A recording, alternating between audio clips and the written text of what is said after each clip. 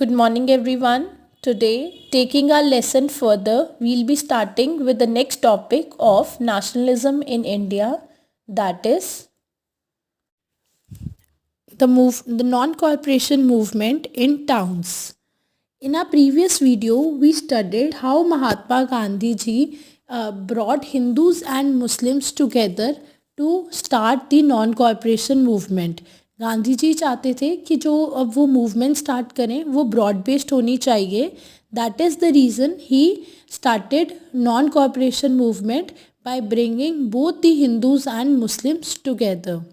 In our today's topic, we'll be discussing that how this non-cooperation movement spread in the towns. Towns means कैसे ये urban areas के लोगों के बीच में non-cooperation movement spread हुई. जैसे ही मूवमेंट स्टार्ट हुई, the middle class participation was more in the non corporation movement. जो भी सिटीज़ की मिडिल क्लास पॉपुलेशन थी, that population participated more enthusiastically in the non corporation movement. इसी की मूवमेंट के चलते हुए thousands of students left government controlled schools and colleges. Headmasters and teachers resigned and lawyers gave up their legal practices. जैसे ही non corporation movement start हुई, जितने भी स्टूडेंट्स थे जो ब्रिटिश गवर्नमेंट स्कूल्स या कॉलेजेस में पढ़ रहे थे, those students left the government control schools and colleges. और वहाँ के टीचर्स और हेडमास्टर्स ने भी, जो इंडियन टीचर्स और हेडमास्टर्स थे, they also resigned from the British schools and colleges. And lawyers gave up their legal practices.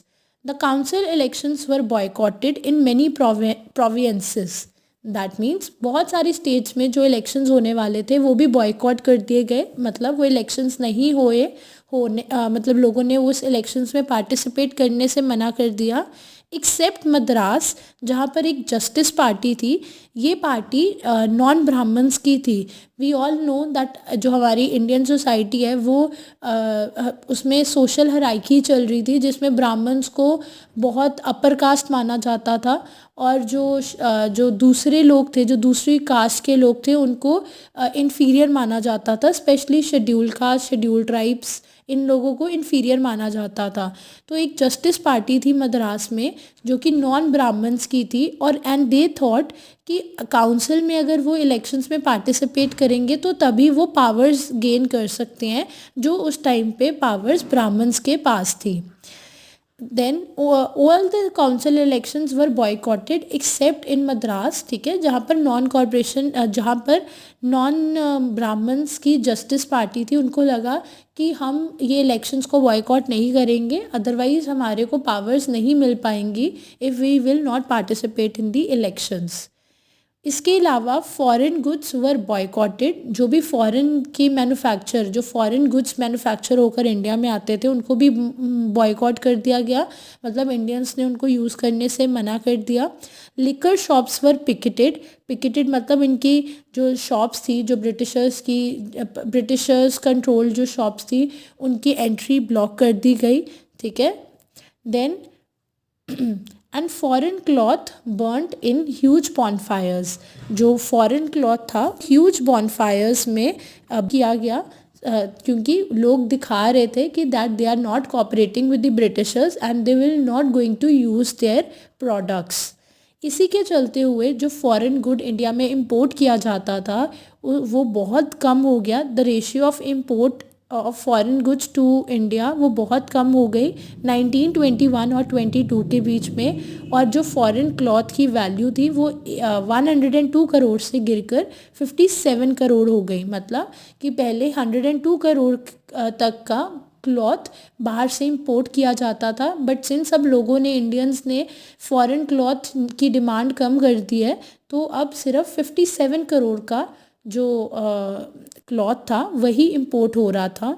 तो बहुत ज़्यादा डाउनफॉल आया था ब्रिटिशर्स की बिजनेस में. Then in many places merchants and traders refused to trade in foreign goods or finance foreign trade. बहुत सारे traders और merchants ने भी ब्रिटिश गुड्स को में डील करने से मना कर दिया था और उन्होंने कहा था कि हम फॉरेन ट्रेड को अब इंकरेज नहीं करेंगे इन. Now, further we'll be studying that how this movement gradually slowed down in the towns. This movement in the cities gradually slowed down for a variety of reasons. बहुत सारे reasons थे कि जो initial enthusiasm दिखाया गया था लोगों के द्वारा in the non-corporation movement वो धीरे धीरे slow down हो गया. The first reason was that khadi cloth was often more expensive than mass produced milk cloth. जो खादी, क्योंकि नॉन कॉर्पोरेशन मूवमेंट में लोगों को इंकरेज किया गया कि आप फॉरेन गुड्स को बॉयकॉट कर दो और जो इंडियन मेड गुड्स हैं दैट इज़ खादी उसको इंकरेज किया गया लोगों को पहनने के लिए. But the problem with this thing was कि खादी बहुत एक्सपेंसिव था as compared to the cloth that was being produced by the machine. And poor people could not afford to buy it. And जो poor people थे they were not able to afford this khadi cloth, तो gradually उनको दोबारा से British made goods ही खरीदने पड़े क्योंकि वो उनको cheap मिलते थे. Then boycott of British Institute posed a problem. जो teachers, students और professors, headmasters British controlled government schools से रिज़ाइन कर चुके थे या बच्चे पढ़ाई अपनी छोड़ चुके थे, उनको प्रॉब्लम क्या हुई. For the movement to be successful, alternative Indian institutions had to be set up so that they could be used in the place of the British ones. जब नॉन कॉपरेशन मूवमेंट शुरू हुई थी तो जब लोगों ने टीचर्स ने या हेड मास्टर्स ने स्कूल्स से रिज़ाइन कर दिया या बच्चों ने स्कूल को लीव कर दिया था, तो देर वॉज अ नीड कि उस टाइम पे इंडियन स्कूल्स या कॉलेजेस बनने चाहिए थे सो दैट टीचर्स और हेड मास्टर्स की जॉब और स्टूडेंट्स की पढ़ाई को इफ़ेक्ट ना हो. But these Indian institutions were slow to come up, and the students and the teachers could not wait, and they started trickling back to the government schools, and lawyers joined back work in the government coach. Since वो इतनी देर तक मतलब free नहीं बैठ सकते थे, British schools और coach बनने को भी टाइम था और बच्चों की पढ़ाई में भी इफ़ेक्ट हो रहा था. सो उन्होंने दोबारा से ब्रिटिश कंट्रोल्ड स्कूल्स और कॉलेजेस और कोच ज्वाइन कर लिए सो दैट उनकी पढ़ाई में प्रॉब्लम ना आए, प्लस जो उनकी जॉब्स हैं टीचर्स, लॉयर्स और हेडमास्टर्स की, वो भी अपनी सोर्स ऑफ लिविंग अर्न कर सके. Study that how this non-corporation movement was spread in the countryside. Country means कि जो रूरल एरियाज थे वहाँ पर नॉन कॉर्पोरेशन मूवमेंट कैसे स्प्रेड हुई. In this topic we will be taking the example of Awadh. In Awadh peasants were led by Baba Ramchandra. अब जो अवध में फीजेंस के जो मेन लीडर थे उनका नाम था बाबा रामचंद्र. वो एक सन्यासी थे, ठीक है. एंड यहाँ पर जो फीजेंस थे दैट इज़ फार्मर्स, उन्होंने नॉन कॉर्पोरेशन मूवमेंट क्यों स्टार्ट की? उन्होंने मूवमेंट इसीलिए स्टार्ट की against the taluqdars and the landlords, ठीक है. और इस मूवमेंट के चलते हुए इन फीजेंस की क्या डिमांड थी कि जो उनसे तालुकदार्स और लैंडलॉर्ड्स रेंट चार्ज कर रहे थे या other types of taxes charge कर रहे थे, वो बहुत ज़्यादा हाई प्राइजेस थे. So the movement here was against the taluqdars and landlords, और ये मूवमेंट वहाँ के फीजेंस ने की थी. And their demand was to reduce the exorbitantly high rents and a variety of other taxes which were being imposed by the taluqdars and landlords. ये तालुकदार्स और landlords farmers पे high amount of rent और high amount of taxes लगाते थे.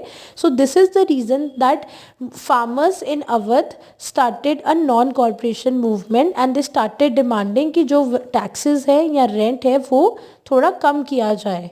Peasants had to do begar and work at landlord's farm without any payment. अगर ये लोग rent नहीं पे कर पाते थे या टैक्सेस नहीं पे कर पाते थे तो इन फार्मर्स को लैंडलॉर्ड्स के अंडर फ्री काम करना पड़ता था. जैसे ही ये नॉन कॉरपोरेशन मूवमेंट स्टार्ट हुई तो काफ़ी लोगों ने पार्टिसिपेट किया against taluqdars and landlords.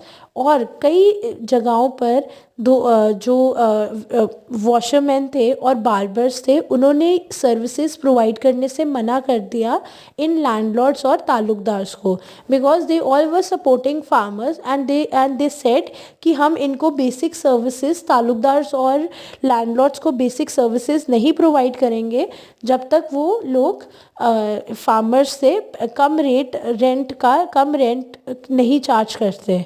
So in June 1920, Jawaharlal Nehru began going around the villages in Awadh, talking to the villagers and trying to understand their grievances.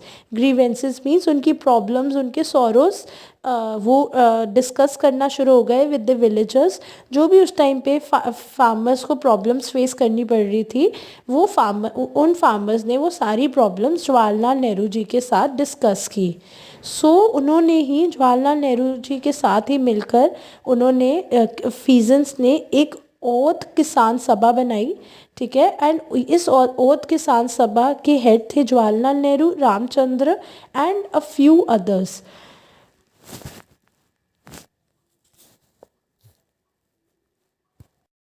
Further जैसे ही ये non corporation movement rural areas में, country side में spread होना शुरू हुई तो out of anger the houses of taluqdars and merchants were attacked, bazaars were looted and grain hoards were taken over.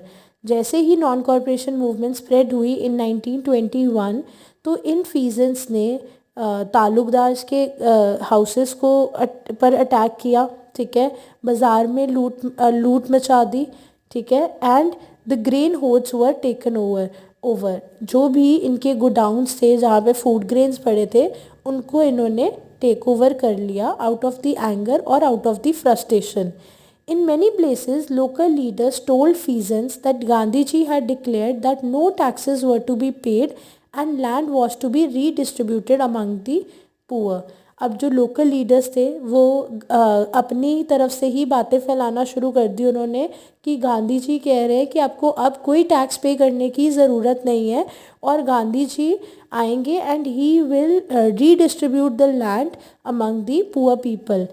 अब लोगों के बीच में गलत मैसेज स्प्रेड करना शुरू कर दिया, स्पेशली फार्मर्स के बीच में गलत मैसेज स्प्रेड करना शुरू कर दिया कि गांधी जी ने कहा है कि अब आपको कोई भी रेंट पे करने की या कोई भी टैक्स पे करने की ज़रूरत नहीं है.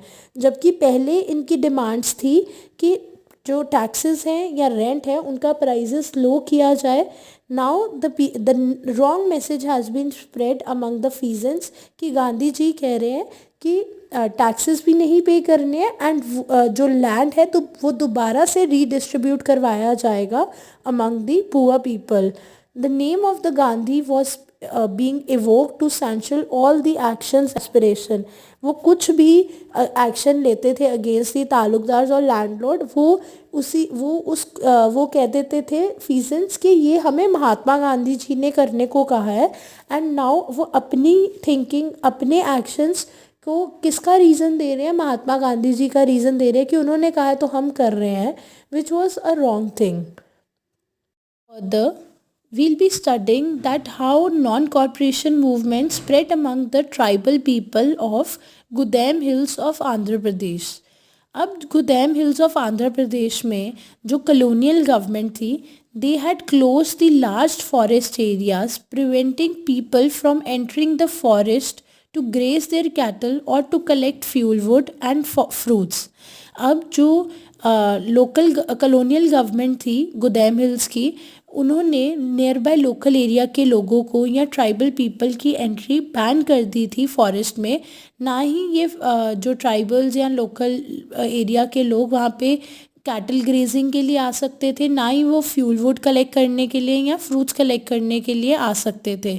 एंड इसी के चलते हुए the people of that locality had great anger towards the colonial government. And इसी कारण उन्होंने गुरिल्ला वॉरफेयर स्टार्ट की and this warfare was started under the non corporation movement. And guerrilla warfare में क्या था, they were using hit and run tactics in order to fight with the British officials. Hit and run tactics में क्या करते थे, they use to attack the British officials और वहाँ से दे यूज टू रन. वो वहाँ से भाग जाते थे सो दैट जब उन पे दोबारा से कोई ऑफिसर अटैक करने लगे तो वो उस पोजीशन पर हो ही ना जहाँ से उन्होंने अटैक किया था. So this is how the guerrilla warfare was being done by the tribal people of Andhra Pradesh. One more thing to add on to this topic is कि एक पर्सन की पर्सनालिटी बहुत फेमस हुई थी and his name was Alluri Sitaram Raju. And he had claimed कि उसके पास special powers हैं and लोगों ने गुदैम हिल्स के लोगों ने उसको अपना हीरो भी बना लिया था because this person used to tell that he had special powers. उसमें से उसकी स्पेशल पावर्स में से वो स्पेशल पावर्स क्या थी कि वो एस्ट्रोलॉजिकल प्रिडिक्शंस भी कर लेता था and he used to heal people and he had one more thing to say was कि he could survive even bullet shots. तो इसी के चलते हुए लोगों को ऐसा लगता था कि he was the incarnation of God, मतलब कि उसको लोग अब भगवान का एक फरिश्ता मानना शुरू हो गए. एंड वो जो था वो ट्राइबल पीपल को लेड कर रहा था उनके ग्रुप को and he was telling them कि अगर वो ब्रिटिशर्स के अगेंस्ट लड़ेंगे तो नॉन वायलेंटली भी वो ब्रिटिशर्स से जीत सकते हैं and they can get swaraj. तो and that person used to and he was very inspired by the Mahatma Gandhi and he wanted कि नॉन कॉरपोरेशन मूवमेंट स्टार्ट हो गुदैम हिल्स ऑफ आंध्र प्रदेश में भी against the British officials. And this is the reason कि उसने movement शुरू की जिसमें ही participated also. And but one thing he stated was that liberty तभी आ सकती है जब नॉन वायलेंस की जाएगी. एंड उसी के ही लीडरशिप के अंडर गुदैम हिल्स ऑफ आंध्र प्रदेश के लोगों ने रिबेल किया. They attacked the police stations of Britishers and they attempt to kill the British officials. But at last क्या हुआ, राजू को पुलिस ने पकड़ लिया, ब्रिटिश ऑफिसर्स ने पकड़ लिया and he was executed in 1924. But by that time वो गुदैम हिल्स के लोकल ट्राइबल्स के बीच में एक ऑलरेडी फोक हीरो बन चुका था. So today we have I hope today's topics are clear to you. Thank you.